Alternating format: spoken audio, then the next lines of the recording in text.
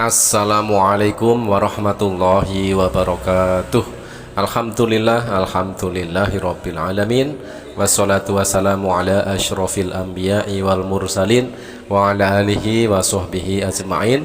Ikhwan fillah rahimakumullah, sahabat-sahabat muslim yang dirahmati oleh Allah subhanahu wa ta'ala dimanapun berada, berjumpa kembali di Viral Indonesia News. Untuk kesempatan kali ini kita akan hadirkan lawakan-lawakan dari para murtadin. Bagaimanakah lawakan yang sangat segar yang ternyata mampu untuk menghibur kita semua. Oke sahabat, langsung saja kita akan tampilkan lawakan demi lawakan dari para murtadin.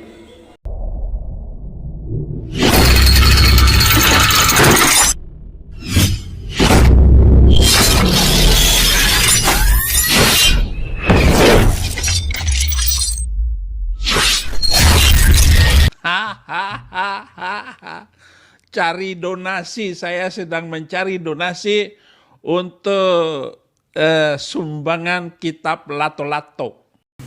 Lawakan yang pertama datang dari pentolan murtadin, yaitu Saifuddin Ibrahim, di mana di situ Saifuddin Ibrahim ngakak ya, tertawa ngakak. Katanya dia, Saifuddin Ibrahim ini, akan mencari sumbangan untuk kitab Lato-Lato.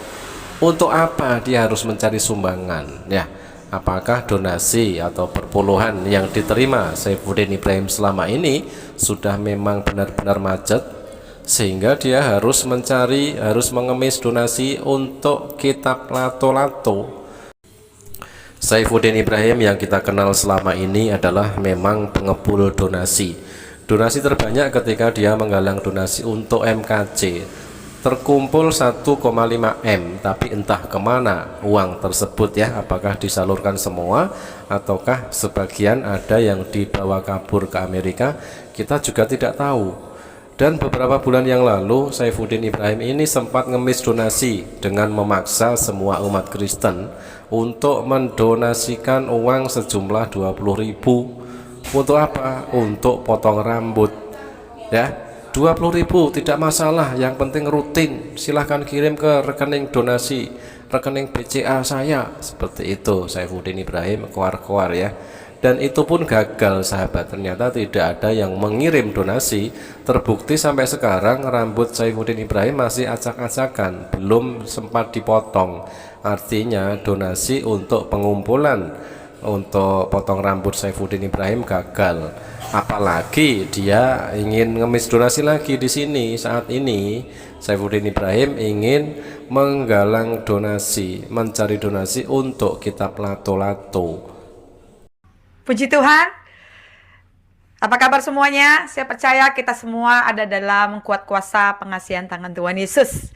Ya, saudara, menyambung dari kesaksian saya yang kemarin, di mana saya saksikan bahwa ketika tahun 98 saya bertobat menerima Yesus sebagai Tuhan dan Juru Selamat. Lalu tahun 99 saya mulai masuk sekolah pendalaman Alkitab. Dan ketika itulah apa yang Tuhan janjikan kepada Nabi Yoel, itu catat dalam Yoel 2 ayat 28-29, bahwa pada hari-hari terakhir ini Tuhan sedang mencurahkan rohnya atas semua manusia. Anak-anak muda akan bernubuat, teruna-teruna akan menerima penglihatan, dan kepada orang-orang tua akan menerima mimpi. Seperti itu saudara ya. Nah, itu dimaksudkan adalah kenapa ketika kita tidur, ketika kita bermimpi, Tuhan itu masih tetap bicara sama kita saudara. Seperti itu saudara ya. Itulah gunanya kita intim sama Tuhan. Dan lawakan yang kedua datang dari murtadin andalan Saifuddin Ibrahim. Ketika live streaming di channel Saifuddin Ibrahim, murtadin tersebut memberikan sebuah kesaksian ya. Dia murtad tahun 1998. Dan lalu setahun kemudian dia belajar pendalaman Alkitab, dan ternyata di situ dia mengutip ayat ya, yang intinya murtadin ini masih menjadikan komoditas utama atau senjata utama para murtadin di dalam memberikan kesaksian, yaitu dengan menjual mimpi. Mimpi bertemu dengan Yesus, mimpi berbicara dengan Yesus. Ketika tidur sebenarnya Tuhan itu berbicara kepada kita. Maka dari itu kita harus intim sama Tuhan. Seperti itu yang dikisahkan atau yang diceritakan oleh murtadin andalan Saifuddin Ibrahim. Tetapi sahabat, rahasia umum dari para murtadin ketika memberikan kesaksian adalah menjual mimpi itu apakah masih laku sampai saat ini ya. Zaman sudah modern ya. Ternyata jualan mimpi yang sangat halu tersebut masih tetap saja dijadikan sebagai andalan, sebagai senjata di dalam memberikan kesaksian. Titip pertanyaan kepada semua para murtadin yang menjual mimpi bertemu dengan Yesus. Yesus yang mana yang menemui para murtadin tersebut? Ketika tidur dia bermimpi, ketika tidur dia berbicara dengan Yesus. Silahkan tunjukkan Yesus yang mana yang menemui Anda, wahai para murtadin ya. Ini ada gambar macam-macam versi Yesus. Silahkan ditunjuk Yesus yang manakah yang menemui Anda ketika Anda bermimpi tersebut.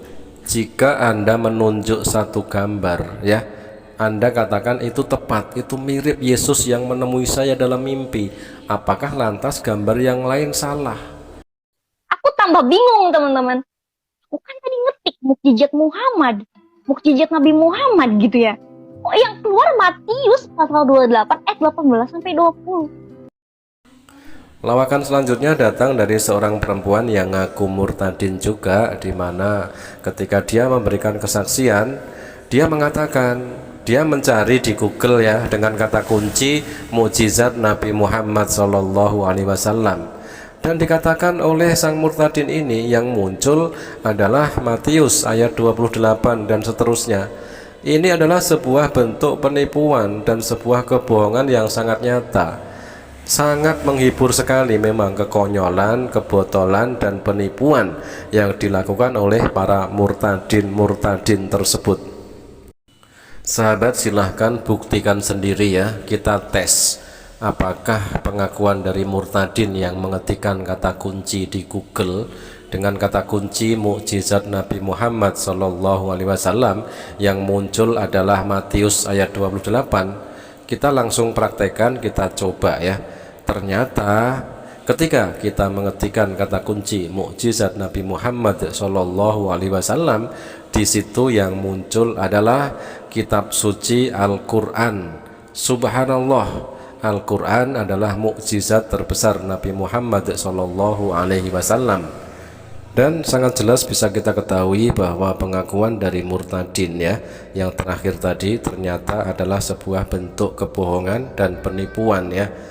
Sangat jelas sekali mereka sangat menghibur kita umat Islam dengan segala tipuan dan kebohongan dan yang lain-lainnya yang justru sebenarnya itu adalah merugikan kekristenan sendiri. Niat hati ingin menipu umat Islam, tetapi justru yang tertipu adalah umat Kristen. Demikian sahabat, lawak-lawak dari para murtadin, mudah-mudahan terhibur dan bermanfaat. Jazakumullah khairan katsiran. Wassalamualaikum warahmatullahi wabarakatuh.